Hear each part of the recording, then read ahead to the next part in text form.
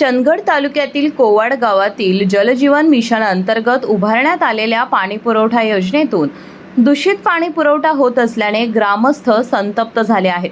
पाण्याच्या टाकीचे बांधकाम चुकीचे असल्याची नोटीस 2 वर्षांपूर्वीच देण्यात आल्याचं समोर आले, मात्र अद्याप कोणतीही कारवाई न झाल्याचा आरोप ग्रामस्थांनी केला आहे।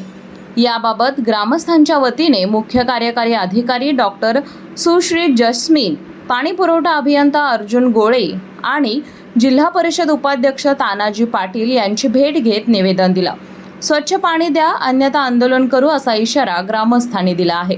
आज आम्ही कोवाडकर ग्रामस्थ जिल्हा परिषद कोल्हापूर पाणी पुरवठा विभाग आणि सीओ मॅडमना भेटलेलो आहे। जलजीवन मिशनच्या संदर्भात जे चुकीचं काम झालेलं आहे कोवाडमध्ये त्याच्या संदर्भात आम्ही पूर्ण डॉक्युमेंट्स आणि जे काही पुरावे आहेत ते सगळे सादर केलेले आहेत। आमची जिल्हा परिषद कोल्हापूर यांच्याकडे एवढीच इच्छा आहे की या सगळ्या ज्या भोंगळ कारभार झाला आहे 2023 पासून 2026 पर्यंत पंचायत समिती म्हणा किंवा जिल्हा परिषद कोल्हापूर पाणी पुरवठा विभाग यांच्याकडनं कोणतीही ॲक्शन घेतलेली नाही आहे।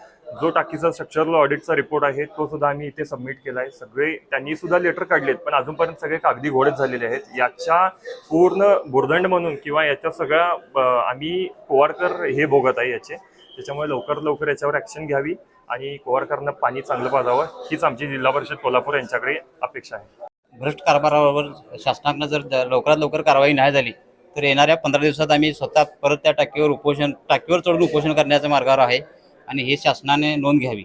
जनप्रवास लाईव्हसाठी चंदगडहून राजेंद्र शिवणगेकर।